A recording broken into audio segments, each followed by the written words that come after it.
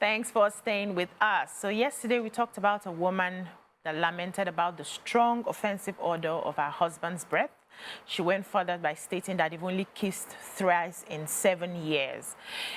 During the course of the show, we got a call from a man that was currently going through a divorce process due to a similar occurrence.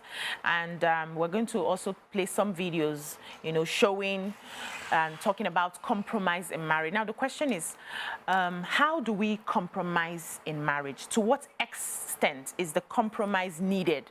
How do we know when this compromise is becoming one too many and is chipping off your self-worth and who you're supposed to be in that marriage? Is there a band to how long one can compromise in marriage to make marriage work? And you can join the conversation and call us on 08107641679 or 090241634440. Or you can tweet to us at TVC Connect using the hashtag YourViewTVC, and also follow us on Instagram at the Ladies of Your View.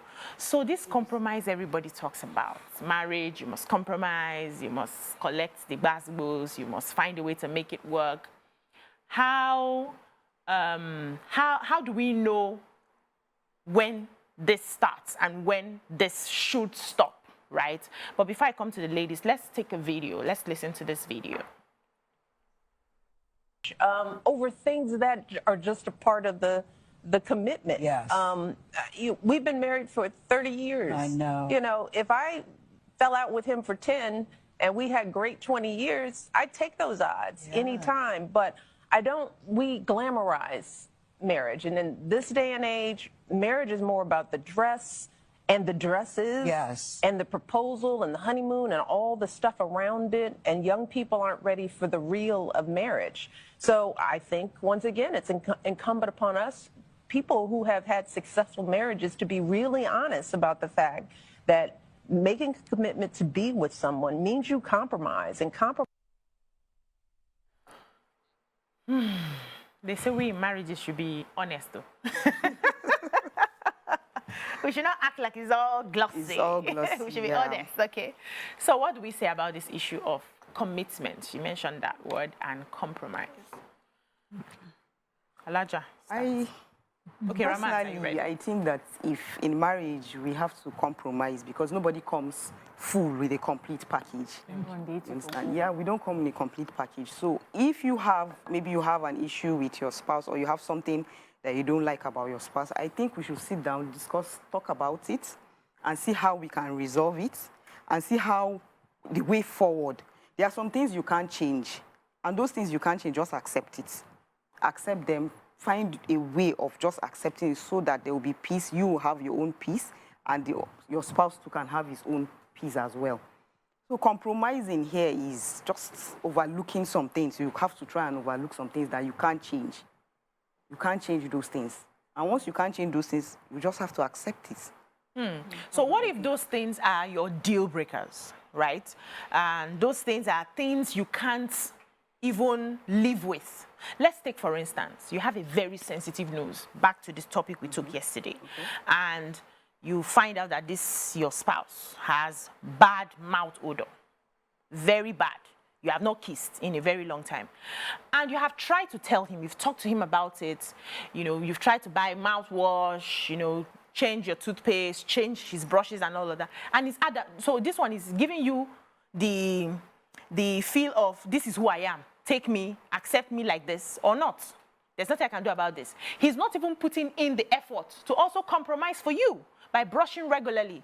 And you have not kissed in a long time. So I'm asking the extent of the compromise, because when we have like a blanket compromise, it seems that whatever marriage gives to you, stay there. And that's where our parents came from, where they say, once you are married, though, don't come back home. There's no room for you in our house.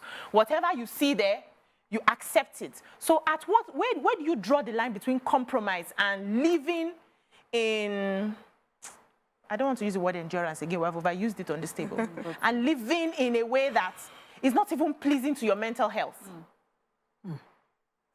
It's a very difficult one, though. I go. It's a Give difficult us- one. It is, right? It's a difficult And one. the cost of your mental health, you have to find a way. If the spouse is adamant, that's a different case entirely. But if the guy is accepting the fact that, oh, okay, it smells, and okay, let's look for Working ways. towards it. Let's look for ways of making it better and all of that. If it means that, okay, before we kiss, you use that spray, and then we kiss and all. If kiss is really The issue. the issue, exactly. But there are other ways. There are other ways we can work around it. Yeah. Okay. Nima, this one, this morning, Nima. Nima, yourself. I'm agreeing. Okay, so there are levels to compromises. You know, just as Rama said now, if the person is willing, you see he's trying. You know, some people are born. You know, when we took body odor, I talked about how someone had hernia or a twisted intestine as a baby, and we didn't know. And so she suffered body odor all her life till she fainted at work at 21. And then they had to do a scan and saw that they did a quick surgery to unlock it. And that just disappeared. So there are certain internal things that happen. So the person is a sweet, nice, kind-hearted person. You like to be with them. And you see the effort they put into struggling to deal with something. That's a worthy compromise you make. But you see that one, you can't tell me nothing. You have to put up with my smelly body, smelly this, all of that. So that's one. But you've married somebody, for instance, who, when they're unconscious, they do things. So, for instance, somebody that snores when they are sleeping, it's not like they deliberately sleep to snore. Exactly. So you now say, no, the snoring, the volume is too loud, the volume is too low, I can't take.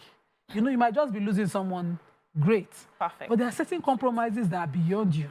You know, and the video we watched, she was not talking about those kind of compromises of body odor, mouth odor. Some compromises that are major. You know, she having to give up some time of her life for the family to grow. Yeah. He having to, you know, for him to get to where he's going, somebody has to, you know, and then they're in marriage and they're not talking for a while. I mean, that kind of reality where in a period of time we might just not see each other. So we come home, we spend the night every day with each other, but what's the worth of the hours we spend together? So he comes in, he sleeps, I come in, I sleep. You know, I come in much earlier to be with my kids. I sleep off with my kids, and my husband comes and I think, oh, let me not wake her. And then that's marriage. Sometimes you know? like that in You know, marriage. so sometimes it's like that. That's not enough time to say. You know, some people just go, we don't see each other. I cannot. No, I live it, and there are serious things like that in some people's lives.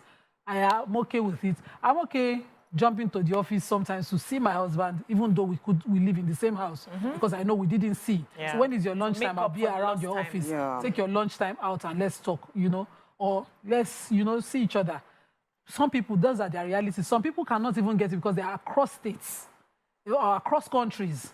And, you know, they still make their marriages work. Such compromises are huge. Those are the kind of serious things we're talking about. But a person not working at a defect in marriage is serious. It's like you not having kids and thinking, so you too, you live your life not having kids. If you truly love someone, you want them to have a whole life. You know, you do what you do to make sure that they are living well, they're living whole. You don't give them half and half and make them destroyed. You know, that's the kind of compromise we're talking about here. So having a body odor, those are things that are serious for some people. But if the person is not working at it, that's when there's a problem. But if the person is working hard at it, you know, I do this for my kids. I talked about it, soaking the clove water and getting everybody to do a mouthwash. I do the coconut oil mouthwash. I saw the topic yesterday and I'm thinking... There are so many remedies. Okay, let's get mouthwashes that, you know, you can help with. Let's hear Mariam. So the person is not willing. Okay, so first of all, I would like to, you know, I wanted to understand compromise because I have always understood it to be something like a mutual agreement between two people. So I don't understand it as, so I won't call it a compromise if one person is unwilling to come to the table. So it has to be that two people are. So that's why it's called a compromise. That's how I understand it. And so it means that both of us are giving up something. You know, both of us have recognized that there's something we're taking less than something. Both of us have agreed to do that.